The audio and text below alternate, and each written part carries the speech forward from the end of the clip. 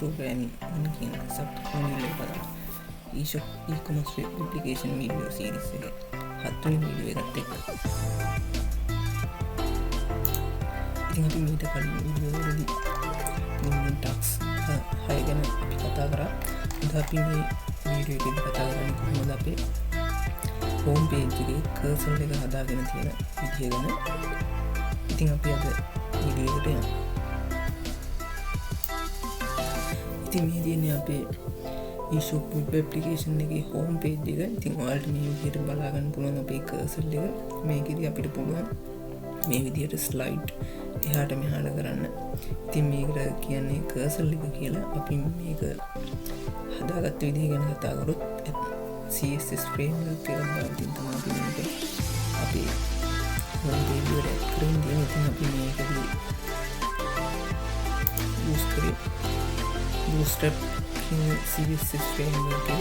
ඒකේ තියෙන අපිට මේකට component යත්තේ cursor කියලා. ඉතින් මේකෙදි අපිට බලන්න පුළුවන් මේ විදිහට අපිට අවශ්‍ය කරන cursor එක bootstrap ලා මේ විදිහට අපිට දීලා තියෙනවා. ඉතින් අපි මේකෙදි use කරන්නේ දෙවෙනි cursor එක. ඒ කියන්නේ indicators කියන cursor එක තමයි අපි මෙතනදී use කරන්නේ. ඉතින් මේ තියෙන්නේ අපි අපේ site එකේ මේ හදාගෙන තියෙන cursor එක. ඉතින් මේ විදිහට ඒකෙත් අපිට slide එහාට මෙහාට කරගන්න පුළුවන්. ඉතින් මේ තියෙන එකට අදාළ HTML code එක. ඉතින් අපි මේකෙදි මේ අදාළ code එක මෙන්න විදිහට අපේ clipboard එකට copy කරගෙන අපිට මේක අපේ code එකට ගිහිල්ලා මේකට අවශ්‍ය තැනක use කරලා හදා ගන්න පුළුවන්. ඉතින් මේක දාන්න මේක use කරන්න කලින් අපි මුලින්ම මේ විදිහට bootstrap ලගේ CDN link එක අපේ PHP ෆයිල් එකට add කරගන්න ඕනේ. ඉතින් මේ තියෙන්නේ අපේ style sheet එකට දාලා ඉගෙන bootstrap ලගේ style sheet එකට දාලා CDN link එක මේක use කරලා අපි code එකට import කරගෙන ඊට පස්සේ අපිට පුළුවන් මේ විදිහට අපි bootstrap ලගේ cursor එක මේ විදිහට use කරන්න. ඉතින් මේ විදිහට දාන්නට පස්සේ අපිට මේ විදිහට cursor එක බහගන්න පුළුවන්. මේ විදිහට ඔප්ෂන් අපි slide වැඩ කරනවා. ඉතින් මේ CDN link එක ගන්න පුළුවන් අපි website එකෙන්.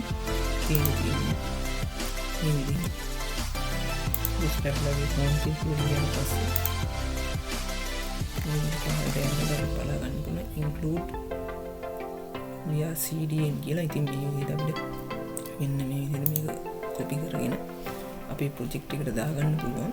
ඉතින් මේ තියෙන්නේ ඒ වගේම අපිට මෙතන අපේ JavaScript CDN link එක බලා ගන්න පුළුවන් මෙතන. ඉතින් මේ විදිහට ඒ link එක copy කරගෙන මේ විදිහට අපිට link කරගන්න පුළුවන්.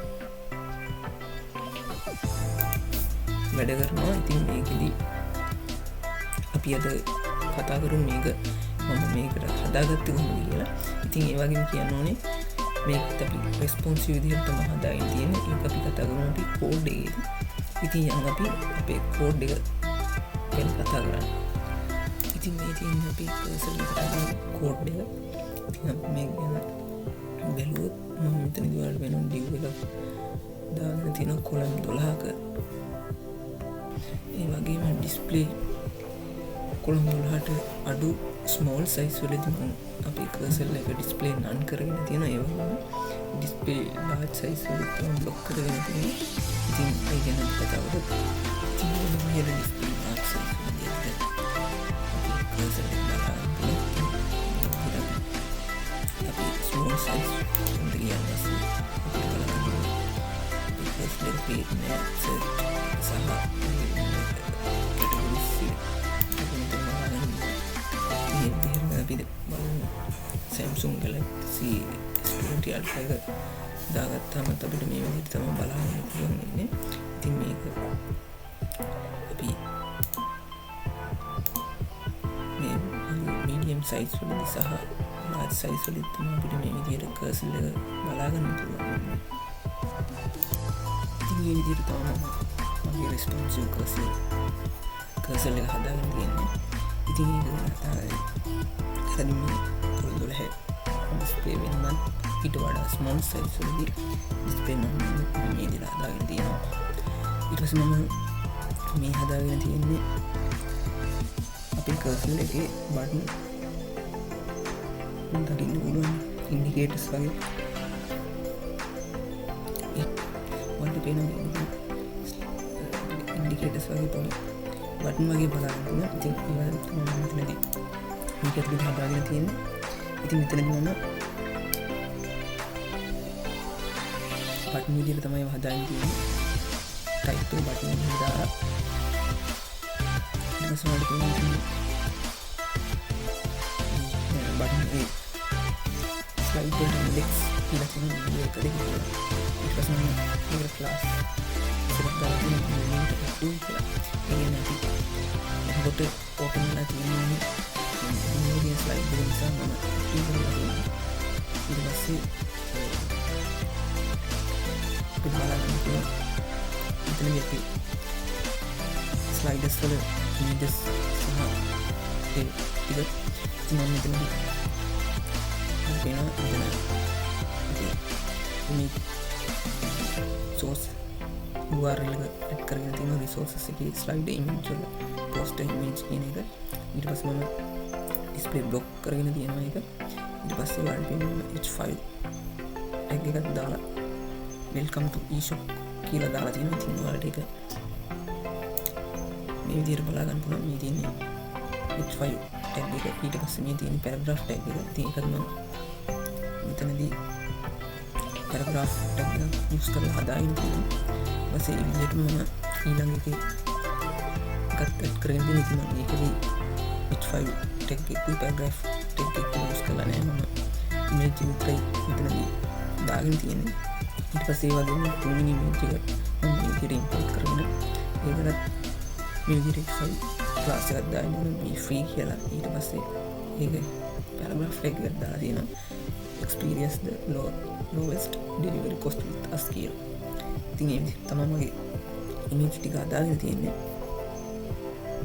ඉතින් ඊට පස්සේ මේ වලට බලා ගන්න පුළුවන් වෙන්නේ අපි previous සහ next button දෙකට අදාළ code එක කියන්නේ බලන්න මේ දෙකෙන් දෙන්න previous එක සහ next එකට අරගෙන බටන් දෙකක් විදිහට තමයි මෙතන හදාගෙන තියෙන්නේ previous සහ next කියලා ඇඩ් කරගෙන තියෙනවා. ඉතින් ඒ වගේම මෙතන අදාළ මම CSS ඇඩ් කරගෙන මේ විදිහට ක්ලාස් එකක් හදාගෙන තියෙනවා. ඉතින් ඒක ගැන කතා කරොත් මේ තියෙන අපි ඒකට අදාළ CSS ටික poster image එකේ height එක 500 pixel වගේම background එක no repeat use කරලා තියෙනවා. ඊට පස්සේ මම poster caption එකේදී margin button එක 200 pixel use කරලා තියෙනවා. ඊට පස්සේ මම poster එකේ caption නම් කියන class එකට margin button එක 70 pixel margin height එක 280 pixel use කරලා තියෙනවා. ඒ වගේම පොදුවේ poster title කියන එක මම color එක black වගේ font size 50 pixel සහ font weight එක bold කරගෙන තියෙනවා.